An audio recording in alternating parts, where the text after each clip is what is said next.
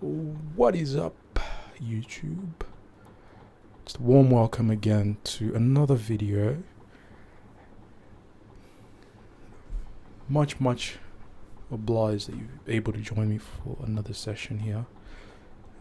So we're just working on data structures, and as a quick recap, yesterday we looked at, well, the previous video we looked at tuples, and we looked at things like how to access tuples, update tuples, how to unpack tuples, how to loop tuples, how to join them, and the different methods. Oh well, if you remember what was stated, tuple methods, there are only two built-in methods that you can use when it comes to tuples. And the thing that I really emphasized, and I think that it's very important to remember, is that a tuple is a collection which is ordered and it's unchangeable, unlike lists.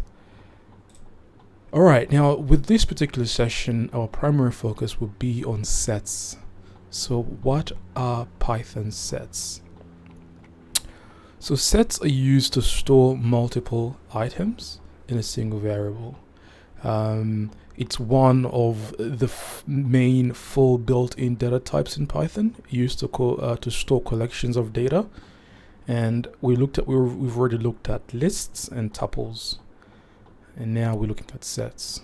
The other one is dictionaries, which we'll look at a later time. So with all these different ways of storing collections of data, each way has its own different qualities and use in its own use cases.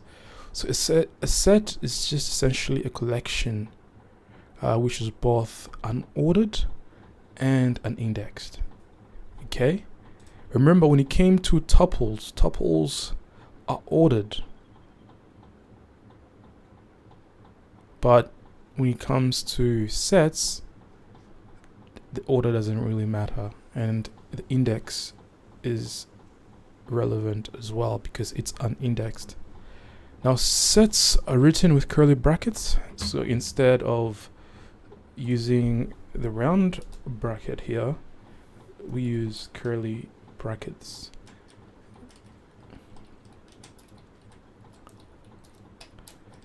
And if I was to print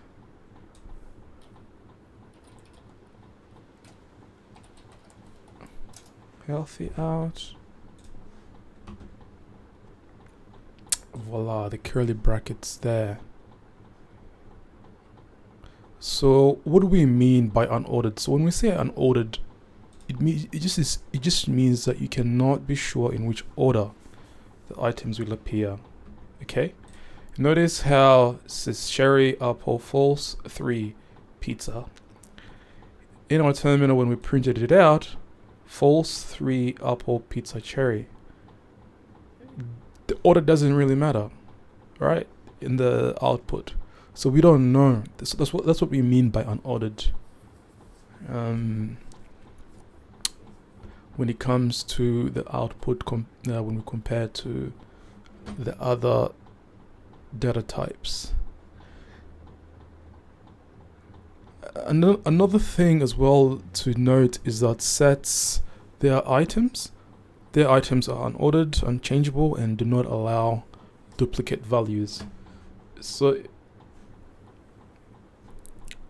and we'll look at an example of that a little bit later. Now, unordered as well just simply means that the items in a set do not have a defined order. So set items can appear in a different order every time you see you use them, and cannot be referred to by index or key. Right? So everything when it comes to indexing in sets, you cannot do that. Essentially, it's just impossible to do that, because that is not a quality that sets have, and they do not have a defined order, and they are unindexed. And sets that are unchangeable, meaning that we cannot change the items after the set has been created. Once the set is created, you cannot change its item, but you can add new items, right? So what do we mean when we say duplicates not allowed? So sets cannot have two items with the same value. So in this particular example, let's say I want to add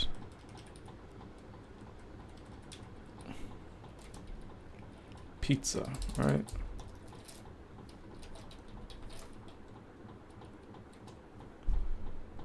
Let's print it out. As you can see, it does not allow for duplicate values. Pizza in our terminal appeared only once. So that means I could have a billion pizzas in there.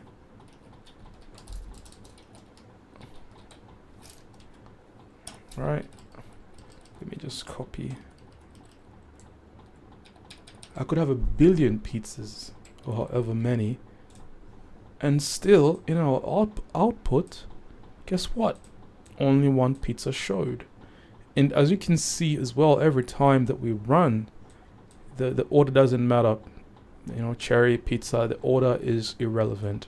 So that is a characteristic that is unique to sets. And now to get the length of a set, simply use sort of the same principle. Let's just print out the length of this particular set. 5. So we get the number of items in a set. Okay? That's how you get the length or the number of items in a set.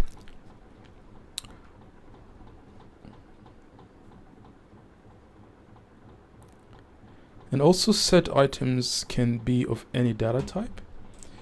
So sort of the same principle there. I have cherry, apple, which are strings. I have a boolean in there and an integer.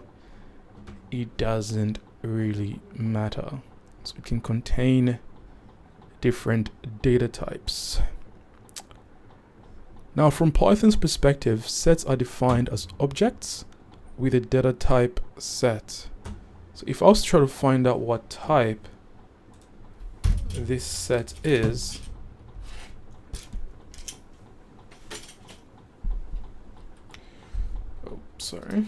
what type this is, shows us the object there, that it is a set.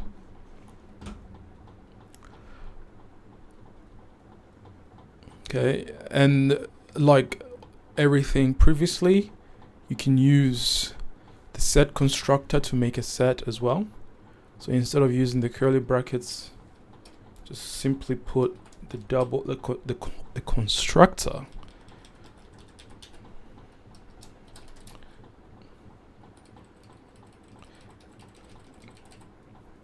And we can use a set constructor there. And when we ask our terminal to print out our output, you can see the curly brackets there indicating that this is a set. So you always have to note that we have the double rounded brackets there. So a list, just to reiterate the points again, so a list is a collection which is ordered and changeable and allows for duplicate members. A tuple is a collection which is ordered like the list, but it is unchangeable, but it still does allow for duplicate members. But a set is a collection which is unordered and unindexed, and it does not allow for duplicate members. Alright, so now let's move on to see how we can access items in a set. So you cannot access items in a set by referring to an index or a key like we did previously with the different data structures. But you can loop through the set items using a for loop, or ask if a specified value is present in a set by using the in keyword. Let's just run an example of that. All right. Let's say x in healthy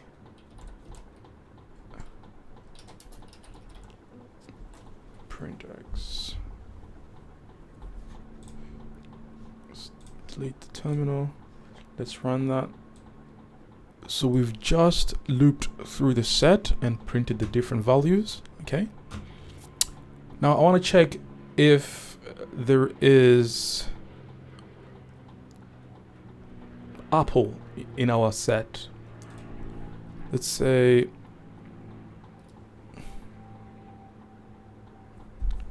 we can simply ask print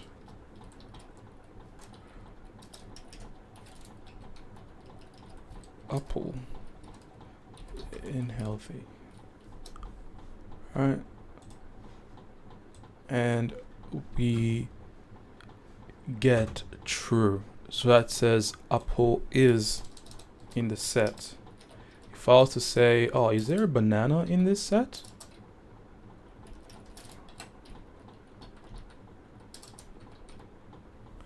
Obviously, our terminal will say false. So there isn't a banana in our set. Okay. Remember, once a set is created, you cannot change its items, but you can always add new lists, new items. Just have to reiterate that point. Once a set is created, you cannot change its items, but you can always add new items. Now, to add one item to a set, you could just use the add method. All right. Let me just run an example of that. So to add an item to a set, so you just say add, so you say healthy, and then use the add method, and we can add banana to our set. And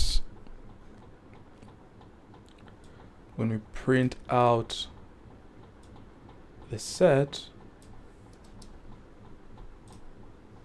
there we go. In our terminal, we have false, 3 pizza cherry, and banana. So that's how you add an item in a set. And to add items from another set into the current set, you can use the update method to do that. So if I had another set, so let me just create another set here, healthy 2. And I'm going to add, let's say, veggies, pineapple,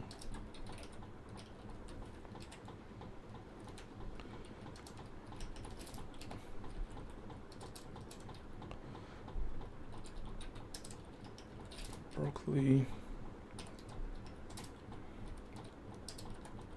cucumber. I'm not sure how you spell cucumber. Cucumber. Oh, that's the correct spelling. Awesome. Okay.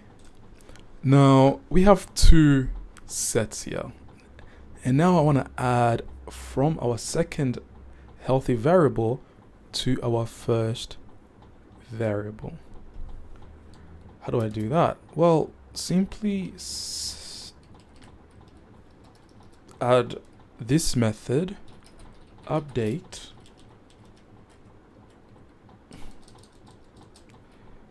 and in our curly bracket, assign the second variable in there. And when I print out the healthy variable, you can see in our output there, we get false, pizza, broccoli, 3 cherry, cucumber, apple, pineapple, veggies. So initially we concatenated, or we added the other variable to our previous variable.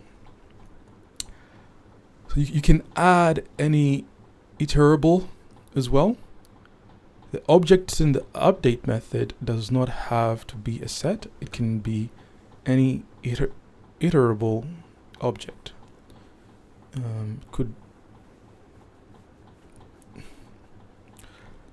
So let's say I want to add elements of a list to my set. How do I do that? So let's say I want to add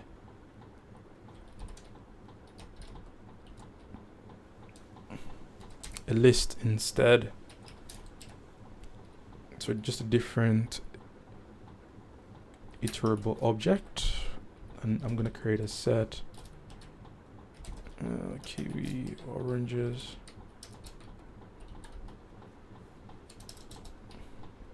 Yep, oranges. And I want to add a different iterable object to my previous set. I can simply say update my list, and when I print that out, a new set is created with a new iterable object, which is the list. So that is one way you can add different items, sets, or just any iterable to a set. Now, how do you remove items? To remove an item in a set, you can use the remove or the discard method. Now, in this particular set, I want to get rid of, I don't know, I do not particularly like cucumbers, for example. So I can just simply say healthy 2. I want to remove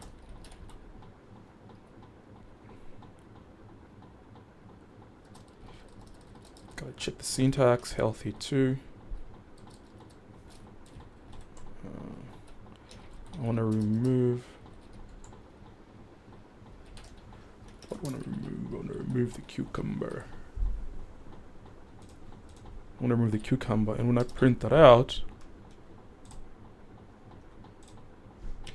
I get a new list, or a new set rather, without the cucumber in there. All I get is the veggies, pineapple, broccoli.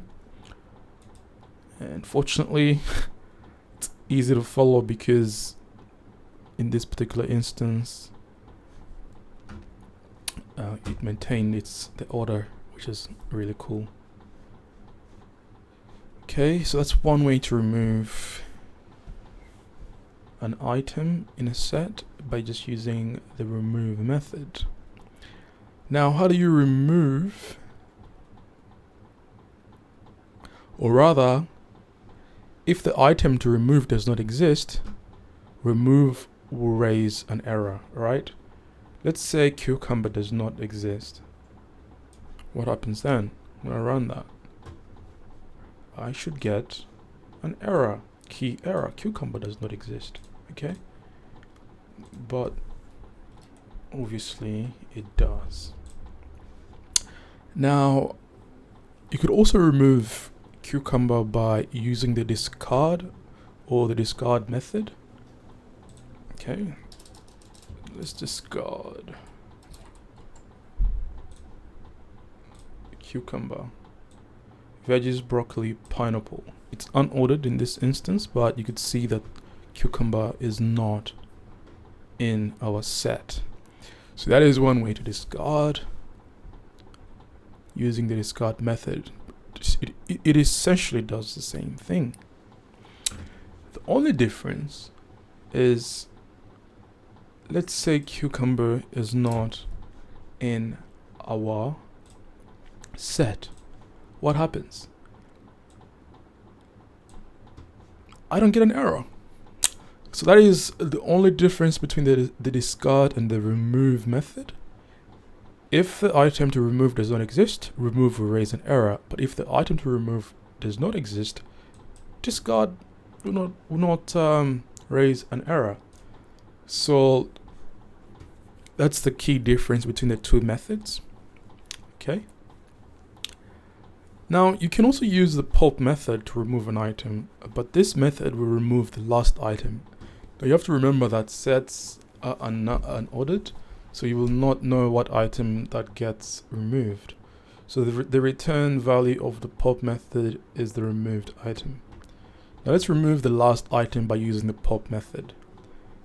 In our healthy, let's just stick with our healthy 2 set. Now let's remove the last item. Okay.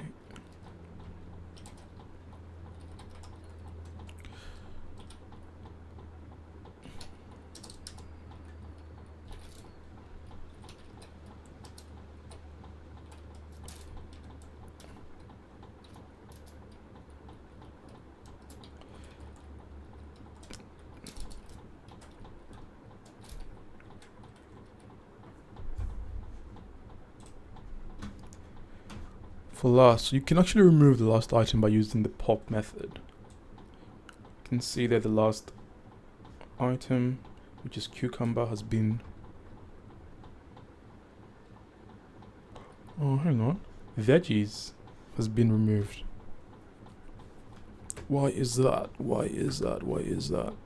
Let's have a look. It's a good question, isn't it? Why is that? Well, remember that sets are unordered, so you will not know what item will get removed. It's so arbitrary. It doesn't matter. It could have been veggies, pineapple, broccoli, or cucumber, right? If I was to run that again, guess what? In this instance, pineapple has been removed. If I was to run that again, broccoli gets removed. So it's unordered. So there is no last or first. It's just completely random. So the order doesn't really matter when it comes to sets.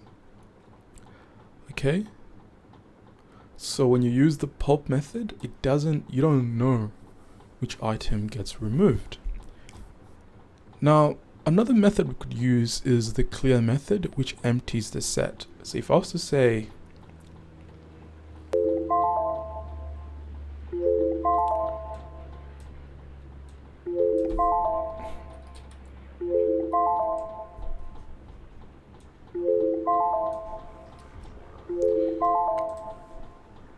if I was to say print X once I've added the clear method, I get a none in our terminal because it just clears everything. It just empties the set completely.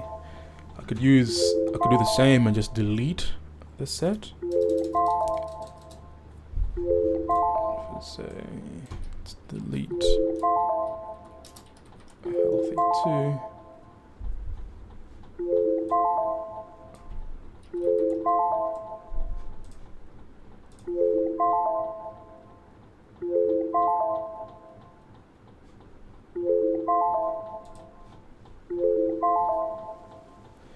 See that the set is deleted.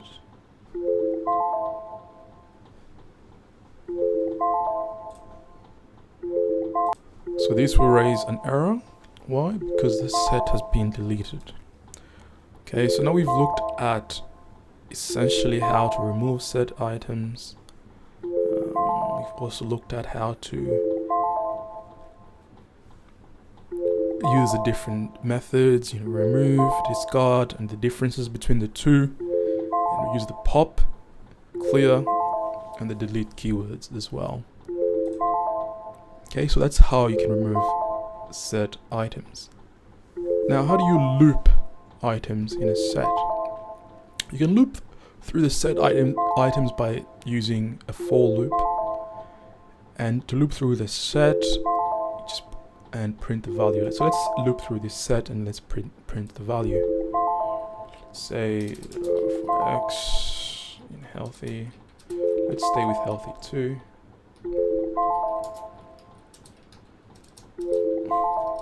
Not 3, 2. Let's print. Let's print for X, right? What do we get? Broccoli, cucumber, veggies, and pineapple. And again, because it's unordered, it doesn't matter. Broccoli came first, cucumber came second, veggies, pineapple, and the order does not matter. So that is how you could use a for loop to print out the different values. Okay, now there are several ways to join two or more sets in Python. You could use the union method that returns a new set containing all items for both sets, or the update method that inserts all the items from one set into another. Okay. Let's run a quick example of that as well. So let's say we have the three. Let's just get rid of the list. It's a bit could be a bit confusing because we're dealing with sets. All right. Now we have the two sets there. Now I'm going to use the union method and hopefully I get a return of a new set with all the items from both.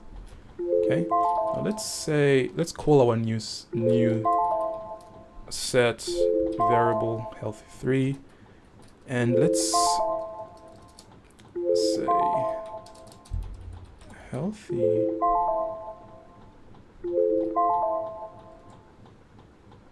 dot union method with healthy true, and let's get a print of our new set.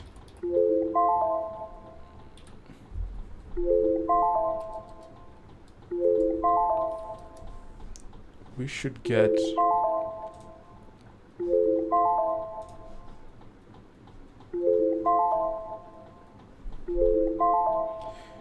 there we go. We should get a union of the two sets. So that is how you could use the union method to to unite the two different sets, right? Now you could also use the update method to insert the items in set 2. Let's say the healthy set into the first set. All right. Let's just say healthy update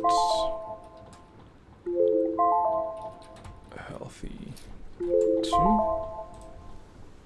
and if I was to print our healthy set, I should get an update, right? Essentially it's doing the same thing, but in this particular instance we're not assigning a new set, we're just updating our healthy set with the second set combined. So we're just adding our second set into our first set and creating an update for that. And it looks like this in our terminal: false 3, cucumber, cherry, veggies, pineapple, apple, pizza, broccoli. Okay.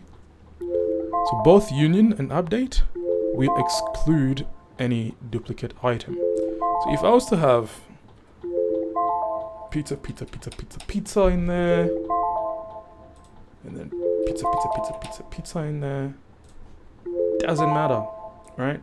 You know, output, same thing will happen. This is a set. Duplication does not work. Okay? Duplication does not work. So that is essentially how you use the union and update method to join two different sets. Now, to keep only the duplicates, you could use the intersection dash update method that will keep only the items that are present in both sets. So to keep the items that exist in both in both healthy and in both healthy 1 and healthy 2 set, we could use the intersection update method to do that. Okay. Let's say I have pizza in here as well. and I am trying to keep the items that only exist in both healthy and healthy too, and we know it's pizza. But how do I do that programmatically? I can just simply say, let's say healthy dot intersection update with healthy 2. So what in the intersection is both, if you can think of your Venn diagram, what is both in healthy 1 and healthy 2? And we know it's pizza, of course, but let's print healthy. Let's see what we get.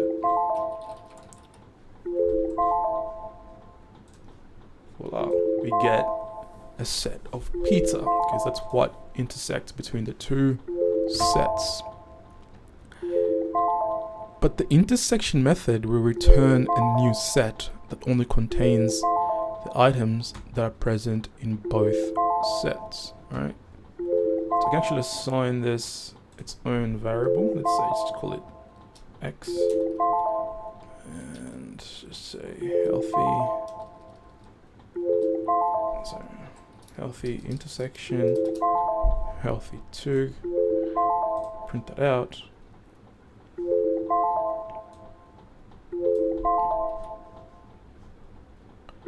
I get pizza. So essentially, it returns a new set that only contains the items that are present in both sets.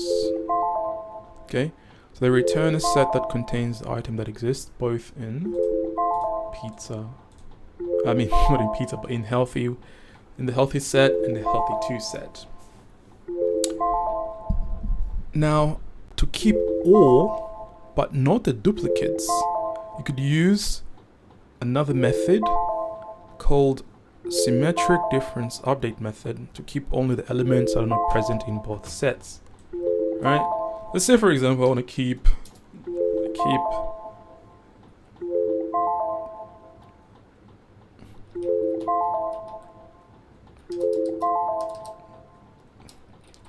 in healthy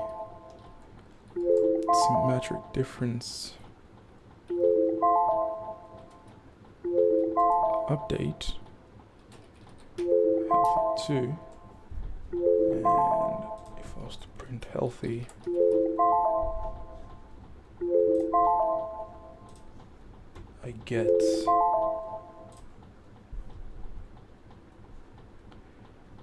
I get cherry, false, veggie 3, broccoli, cucumber, apple, pineapple. So I kept the items that are not present in both sets, and that is everything essentially aside from pizza. So pizza is excluded in this instance. And obviously you could do the same and assign a variable. Actually, let me just assign a variable instead. Just simply create just a whole different set, okay?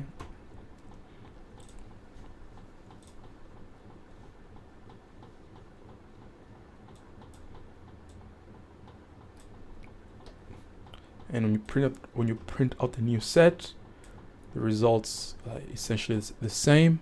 Only difference is I'm getting a new set created. So that is how you can essentially join sets. Now, how do you set? So that is just the different methods that are available, that are built in when it comes to sets. But there are a whole bunch. You know, there is the add, that you can add elements to the set, the clear that removes, the copy that returns a copy of the set. There's the difference that returns a set containing the difference between two or more sets. The difference update, discard. We looked at discard intersection. We looked at that intersection update method. There is the is disjoint that returns whether two sets have an intersection or not. And you have the is superset that returns whether the set contains another set or not. Pop, we looked at pop, remove, symmetric difference that returns a set with the symmetric difference of two sets, which is essentially you want to keep everything in both sets that is not duplicate, right? And obviously we looked at how to join two sets. That's the union and the update method. Okay, so that is essentially how you work with sets in a nutshell in Python. I'll end the video here for this particular tutorial. Thank you again for joining me, and yeah, thank you so very much for subscribing. If you have any questions, please do not hesitate to ask those questions. I know some of these videos are long, but it's very useful. As I said, I feel the need to, if anyone later on, tries to follow along with these tutorials, that they have a very good sort of foundation, because as we advance and get into more detailed things like machine learning, developing our own blockchain and dApps and neural networks and things like that, it's very essential and very important that we have this base knowledge. So hopefully this has been useful to you and your project, and as always, thank you very much.